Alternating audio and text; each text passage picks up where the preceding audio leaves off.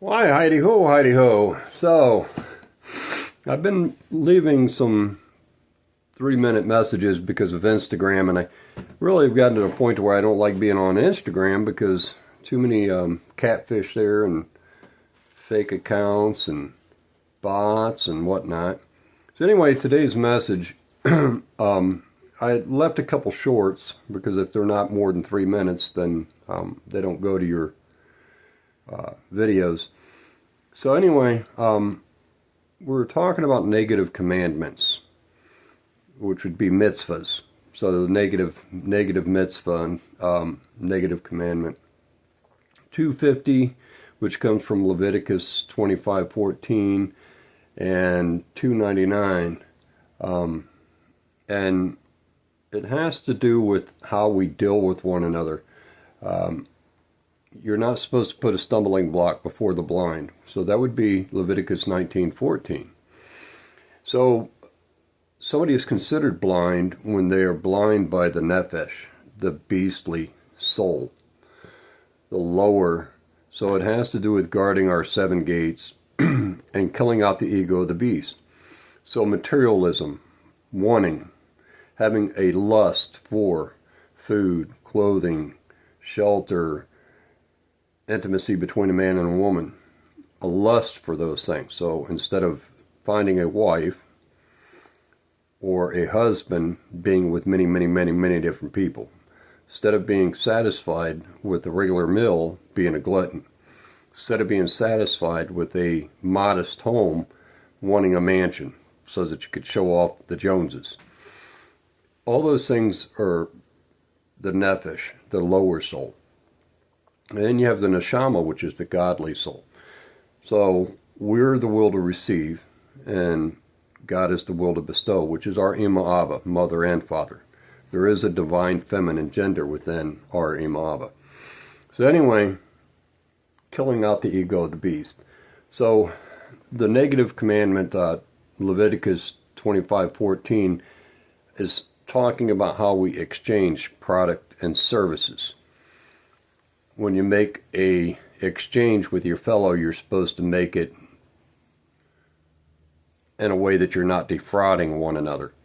So this whole fiat system, and this goes back to Rome. So many people are going to say it's got to do with the royal family, which it does, but they're controlled by Rome. Edom, Rome, which would be the Greeks, and that's not to say that everybody who's Greek is a bad individual, because after all, Yisrael is among all the nations. So we got to always keep that in the front lid of our mind. That's always got to be here. We always have to think about that. So it's not to say anybody who's a Christian is automatically a bad individual, or anybody who's a Jew is automatically bad, or anybody that's Muslim is automatically bad. Anybody who's of a certain nationality, because we are all brothers and sisters, and Kili Koha'at, all the earth is mine, is what our Ima Abba says.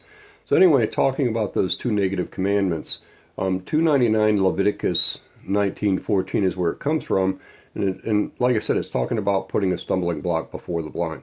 It is forbidden to mislead another. If one man approaches another and requests advice in an area in which the questioner, is unfamiliar, it is forbidden for the responder to deceptively offer damaging counsel. So being deceptive in any way, shape, or form, even a fictitious conveyance of language or a partially true statement, but it's a false statement. So if you try in any way to mislead somebody else, then you're being wicked. That's sinful. So this prohibition also includes assisting another in the commission of a sin. For the one who desires to sin is considered blind, because that's the Yetzer Hara, the evil inclination, the reptilian mind. So that's a base want. That's not a base need.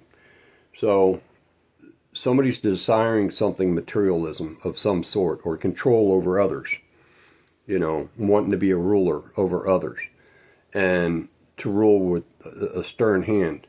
So that also goes back to 1 Samuel. This will be the nature of your king. You're denying God when you vote for anybody. I don't care what you say. I don't care who you call yourself. Christian, Jew, Muslim, Pope Poobah. I don't care what you call yourself. You vote for any man in any capacity. you're denying our true king, who is also our queen. So anyway, we need to put guards over our 7 gates. So right now, everybody is following the dictates of a dictatorship, and it does come from Rome. And evidence of that is, whose calendar are you using? You're using Julius Caesar's calendar that was modified by Pope Gregory. I've said this many a times.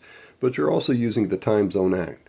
So even a Christian or somebody who knows of Torah, which would be the 5 books of Moshe Rabbeinu, the first 5 books of what some know as the Old Testament, we're told when the day ends and when the day begins. It's not 6 hours after the sun goes down. Not 6 hours, it's not in the middle of the night, midnight. When the sun goes down, the day is ended. So we have been taught and indoctrinated in these education systems, we'll call them, but I call them indoctrination systems, to use a specific calendar, specific dates, times, but we've also been taught to claim ownership of what belongs to the Lord. Kili kol ha'aretz, all the earth is mine. We're caretakers of what belongs to God, but we're also caretakers of one another. And it's to do no harm, but ultimately, we don't allow harm to be done to us either.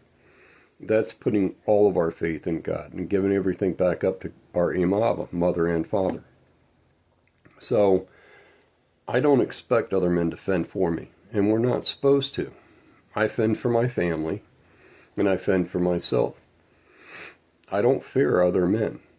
And there was a time when I suffered from situational narcissism. If you don't know the term, that means the belief that I have authority over others because somebody else gave me the authority. So I had an arme de guerre on my chest and carried armaments, and I know how much of a cocky prick I was when I had that arme de guerre on my chest. I know. And I truly believed things that I was told. Well, that's indoctrination. Those same individuals that put the tags on your neck, and they call them dog tags, that's exactly what they look at you as. There's nothing to be proud about. So they look at you as a dog, a pet. Pure and simple. So they'll even call you a pet. So there are people that are blind, and they covet what belongs to others. Well, my freedom of movement, freedom of travel, freedom of speech, freedom of religion, those belong to me. Those are God-given rights. No man can take those away. But when a man believes he could write something on a piece of paper, giving himself the authority to take those things away, then that man is being wicked. He's being sinful. But if you comply with those dictates, then you are also bearing the grunt of that sin. You're being sinful and wicked. That's the Yetzer Hara, the evil inclination, the reptilian mind. That's wanting peace and security. But in giving up your peace and security, actually giving up your peace and security, which is what you're doing, when you follow dictates of a dictatorship, you're giving up your peace and security. Because now you have to always worry about those individuals that you gave the authority to and what they're going to do next. What law are they going to pass for me next? Well, they can't pass any law for you. And ultimately, it does come down to mandate. What is the man's date?